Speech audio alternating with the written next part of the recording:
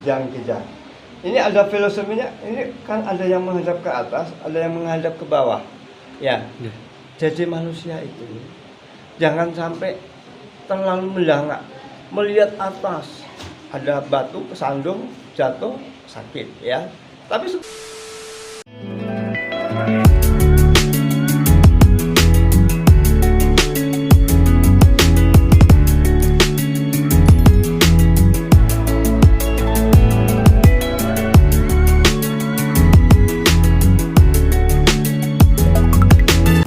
Selamat datang di Batik Bogor Tradisiku.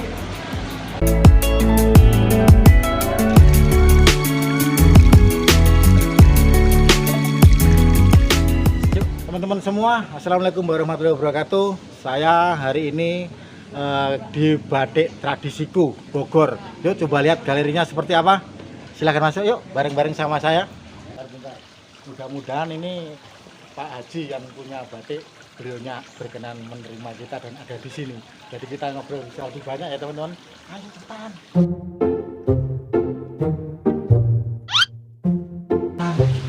Assalamualaikum. Wah. Waalaikumsalam. Ini hebat teman-teman, ini batik apa?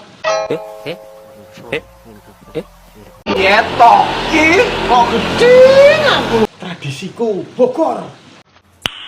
Nice. Ini mudah-mudahan kita ketemu nanti sama yang punya beliaunya. Yuk. Wah. Ini teman-teman, beliaunya hadir. Selamat siang, Pak. selamat siang, ya Bapak. Ini Pak, saya mau lihat-lihat batik yang ada di Bogor. Silakan Pak. Mungkin saya nanti bisa dijelaskan Pak, batik apa-apa yang koleksi Bapak di sini. Iya, Pak, memang benar. Jadi batik saya itu adalah benar-benar batik asli Bogor. Ya. Yang membuatnya orang Bogor, motif-motifnya batik Bogor, kemudian semuanya lah serba Bogor. Contohnya misalkan saya ambil satu ngacak-acak aja. Nih, ya, ini adalah batik tulis asli. Wow, Iya, asli Pak. batik tulis asli. Ini motifnya motif kujang. Oh, kujang. Kujang. Ada tugu kujang ya. Ini simbol anu ya Pak, simbol Bogor ya Pak ya. Bukan simbol Jawa Barat. Jawa Barat pada umumnya. Ini teman-teman. Ya. Pada umumnya ini simbolnya simbol kujang Jawa Barat. Wah, luar biasa. Ini Pak Haji, ini berapa lama ini pengerjaan jadi Ya, seperti ini? tentunya betul Pak Kasrono ya. Batik itu kan ada yang menanyakan berapa lama, terus motifnya apa. Jadi motif batik itu bermacam-macam. Ya, yang jelas kalau kita bicara batik itu hanya ada 3. Ya. Satu batik tulis, kedua batik cap, kemudian yang ketiga kombinasi antara cap dan tulis. Oh, Itu batik. nggih. Ya, kalau yang namanya printing, ya Pak Kasano ini batik asli. Wah, batik Ya. asli nih Ya. teman-teman. Wah, batik asli nih. Jadi, ini jangan salah nih. Ini juga dari sini ya Pak Haji. Iya, Iya, ini dari betul, sini nih. betul. Saya bangga juga sebagai masyarakat Indonesia, rakyat Indonesia yang cinta dengan tradisi batik. Ya Pak Haji, ya Pak. Betul, Itu ya. teman-teman. Ya, jadi begitu teman-teman semuanya. Jadi saya sampaikan bahwa di sini biarpun rumah saya sekecil ini ada 5 unit usaha saya itu ya. Nanti saya tunjukkan satu persatu. Ya. Satu, ada lembaga kursus, namanya LKP, Lembaga Kursus dan Pelatihan ya. Itu ketika orang sudah kursus, nanti ruangannya saya sampaikan. Kemudian sudah bisa kursus, pengen praktek toh. Kemudian praktek ya, di workshop nanti saya sampaikan. Setelah praktek pengen dijahit, kita jahit, ada penjahitannya di atas. Persa-persa, sisa-sisa jahit itu kita buat yang namanya mosaik. Kami sudah pernah mengirim ke Belanda untuk. Jadi tidak ada yang dibuang Pak, ya? Tidak ada. Semua Nanti ya. Bapak Hebat, bisa luar melihat, biasa ya. nih teman-teman. Sampai ada ini kalau kita lihat beberapa, ada topi, ada jasi, ada paper bag, ada dompet dan lain sebagainya. Ini semuanya kita manfaatkan Pak Karyono. Tidak ada yang terbuang. Maka kami di Batik Tradisiku ini dikukuhkan sebagai juara nasional gugus kendali mutu. Ya, gugus kendali mutu itu tahun 2013. Seluruh Indonesia, finalnya di Yogyakarta waktu itu. Terus yang kedua, kami juga sudah menjuarai industri hijau. Oh. Industri hijau itu ya kami peduli dengan lingkungan. Artinya pengolahan limbahnya itu juga saya buat sedemikian rupa jangan sampai mencemari lingkungan. Maka Kementerian Perindustrian datang ke sini meneliti ini semua seperti apa. Maka kami lakukan. Saya menerima penghargaan itu di istana. Yang waktu itu langsung karena Bapak Presiden berhalangan, Bapak Wakil Presiden Pak Yusuf Kala waktu. Saya menerima di istana langsung. Ya gini teman-teman, ya kalau mau mempunyai usaha, kita harus memikirkan bagaimana limbahnya dibuang kemana, harus ya, kita betul. pikirkan biar semuanya aman begitu ya Pak. Betul, betul. Ini teman-teman. Nah ini jauh Pak, saya dengar Bapak ini asli Sleman gimana? Ya, saya Sleman asli. Saya bangga sebagai orang Sleman, bermanfaat juga untuk Jawa Barat. Di mana bumi dipijak, di situ langit itu dong kalau dibahasakan begitu ya. Jadi karena di Bogor ini waktu saya membuat pertama kali itu baru 25 tahun saya. Tapi kalau sekarang sudah hampir 40 tahun saya tinggal di Bogor. Ya, inilah karya saya, inilah yang saya berikan untuk Bogor. Saya orang Sleman, kemudian membuat batik Bogor, diresmikan oleh Wali Kota Bogor, di-launching oleh Wali Kota Bogor, sampai sekarang seperti ini. Ini contoh ini Pak Haji ini asli Sleman, namun mengembangkan batik Bogor, batik tradisiku di Bogor. Beliau ini nasionalisme sekali, ya kan. Jadi dia nggak memikirkan daerahnya, tapi keseluruhannya, seluruh Indonesia beliaunya pikirkan. Ya bukan seluruh Indonesia semuanya ya global ya. Namun beliaunya itu nggak memandang etnis masing macam-macam dimanapun. Tapi beliaunya tetap luar biasa untuk tradisi-tradisi kedaerahan itu pegang teguh. Nah ini cerita-cerita gitu Pak Haji, dulu bagaimana ceritanya kok bisa mencetuskan mempunyai batik Bogor itu kan? Orang Sleman biasanya kan ya batik Sleman aja yang di ini atau batik Jogja gitu. Ini bisa mencok ke mana ini? Ke Bogor, jauh dari sana, itu gimana ceritanya Pak Haji dulu Pak Haji? Panjang ceritanya, tapi singkatnya begini. Kita kan sama-sama di Paguyuban. Ya. Pada tahun berapa ya di Gunung Merapi itu lagi meletus itu Pak? Ya lagi meletus itu. Terus ditambah gempa bumi yang ada di Jogja yang pantai sampai berapa ribu ya. Itu kami kan bakti sosial ke sana waktu. Ketika bakti sosial, kebetulan tempat bakti sosial kita itu sentra batik seperti di Bantul, kemudian di Klaten, ya itu di sisi wetan itu kan orang-orang yang kehilangan pekerjaan banyak sekali. Saya berpikir Pak Karyono, kalau saya hanya membantu dengan sejumlah uang atau barang, mungkin sesaat juga habis dan tidak berkesan. Tapi kalau yang saya bantu ini saya bawa ke Bogor untuk membuat batik Bogor, kemudian saya kembangkan, wah itu luar biasa. Luar biasa bagi mereka, kehidupannya bisa terus berlanjut. Saya juga senang dengan dibatik. Saya nggak bisa batik Pak Karyono awalnya. Luar biasa. Nggak bisa sama sekali. Saya bukan keturunan orang batik ya. Jadi itu yang bisa membuat saya senang. Ini bisa ditiru teman-teman, luar biasa sosialnya Pak Haji ini. Bagaimana dulu dahsyatnya gempa yang ada di Jogja, meletus Gunung Merapi, bencana, gempa bumi yang sedemikian hebat, banyak rumah yang pada rubuh.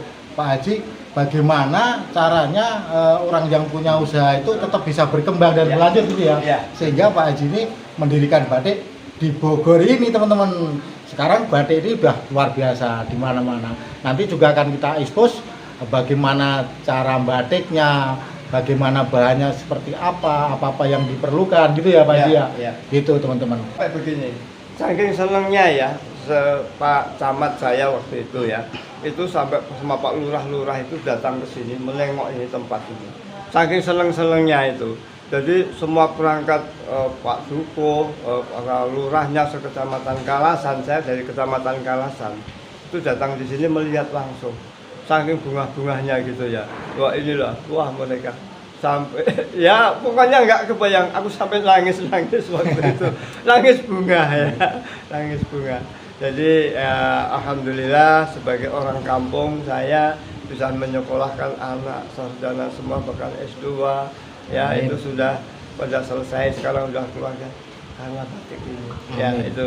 Jadi saya sangat senang bisa membantu masyarakat di kanan kiri di sini, membantu dalam bentuk ilmu adalah berlatih batik di saya, kemudian mengembangkan di tempatnya masing-masing. Ini sudah di Bogor sekarang sudah 18 pembatik. Dulu nggak ada. Bagaimana, kebayang nggak? Nggak ada batik, jadi ada batik dan sekarang berkembang. Bahkan ada namanya Kampung Batik. Dulu saya yang merencanakan yang ada di Cibuluh itu adalah Kampung Batik Bogor. Ya, itu salah satu karya yang tidak terlupakan mungkin ya. Itu dari dulu tidak ada jadi ada. Nah, itu yang susah kan begitu. Belum pernah ada jadi ada dan terkenal. Itu yuk kita review lagi, kita keliling lagi. Mungkin aku mau tanya-tanya ke Pak Haji nih. Tadi kan ada batik satu ya, mungkin ada saya mau nyopot batik itu motifnya apa? Saya tanya ke Pak Haji ya. Ini aja deh yang di atas ini untuk ini ya, untuk ibu-ibu ya. Ya, untuk ibu. Ya, ini motif apa ini Pak Haji nih? Coba ini adalah motif di kebun raya itu ada yang namanya bunga bangkai ya. Nah, ini bunga bangkainya ini Pak. Ini bunga bangkai, kemudian saya padu dengan kijang, kepala kijang. Ini kepala kijang. Ya, ini adalah motif yang termasuk awal-awal saya buat ya, sudah sangat booming sekali ini. Yang namanya motif kujang dan kijang. Apa namanya, kijang dan bunga bangkai ya. Jadi awalnya saya juga bingung. Apa di Bogor nggak ada sejarah batiknya? Saya harus membuat motif apa? Saya kumpulkanlah para seniman, budayawan, akademisi, pemerintah, tokoh masyarakat. Ada 33 orang Pak karyawan kumpul di sini. Kumpul di sini, saya minta pendapatnya. Bapak-bapak dan ibu-ibu pada waktu itu akhirnya mengerucut kepada ikon-ikon yang ada di Kota Bogor. Ya, mungkin kalau Pak Karyono ke Bogor dulu kalau mau bawa oleh-oleh paling-paling roti unyil ya. Males ya. Sekarang enggak, sekarang batik ya. Ada batik luar dan biasa. pesannya lama gitu kan. Kalau dulu kita ke Bogor oleh-oleh Pak Tales. Roti unyil. Roti unyil. Sekarang bisa bawa batik nih, bisa datang ke Batik Tradisiku Bogor. Ada kan dapat batik luar biasa dan di sini banyak sekali pilihan-pilihannya nih. Saya terangkan sedikit, ini adalah motif kujang kijang. Ini ada filosofinya, ini kan ada yang menghadap ke atas, ada yang menghadap ke bawah. Ya. Jadi manusia itu jangan sampai terlalu mendangak, melihat atas. Ada batu kesandung, jatuh, sakit ya. Tapi sebaliknya jangan menunduk aja, nggak punya cita-cita yang lebih tinggi, yang lebih jauh. Nah, ini menghadap ke atas dan ke bawah itu ini. Kemudian ada motif hujannya, ada teratai yang ada di kebun raya. Nah, itu adalah komponen-komponen apa yang ikon yang ada di Kota Bogor saya padukan dengan motif seperti ini. Ini salah satunya ya. Kemudian kalau motif kujang kijang itu menjurus ke 4 penjuru. Jadi harapan kita. Jadi supaya tanduk-tanduk itu sebagai lambang menjaga satu daerah Bogor untuk keamanan di Bogor. Itu arahan atau filosofi yang saya ciptakan dengan motif kujang kijang. Nah, terus ini lagi. Ini motif Kampung Uruk. Motif Kampung Uruk ini adalah motif yang dipakai oleh Kabupaten Bogor. Berapa Pak karyawan? 40.000. Ya, itu pada waktu itu ya. Ya, kami memang ada beberapa teman yang membantu untuk buat ini pada waktu itu. Saya belum mampu waktu itu ya. Tapi ada. Kemudian saya sekarang dipercaya membuat untuk si Kota Bogor. ASN Kota Bogor. Kota Bogor Bapak yang buat. Ya, luar biasa teman-teman ini. Kabupaten sudah ini, kemudian yang kota juga sudah sekarang. Ya. Mantap nih. Ya. Ini motifnya ini kayak apa namanya? Rumah ada ya. Kamu Pak ya? Sunda ya. Ini Kampung Uruk. Motif Kampung Uruk namanya. Kampung Uruk. Ya, itu adalah leit ini. Ini dari leit itu adalah lumbung padi. Lumbung padinya padi, orang Sunda pada waktu itu. Ya. Ini teman-teman semua ini bagi warga masyarakat Bogor mestinya bangga karena batiknya sekarang udah naik daun dong, udah membumi istilahnya. Masyarakat ini udah banyak yang tahu dan memiliki, dan kalau mau belajar batik bisa di sini ya Pak Haji ya. Iya, betul. Bisa betul. Di sini. Jadi di sini itu one stop shopping lah. Mau kursus ada tempat kursus. mau setelah kursus bisa mau ke workshopnya membuatannya ada. Setelah dibuat kemudian ingin dipakai penjahitannya ada di penjahitannya ya. Dari penjahitan itu dari pertama menjadi beberapa aksesoris di sini ya. Kemudian ada yang namanya mosaik batik ya.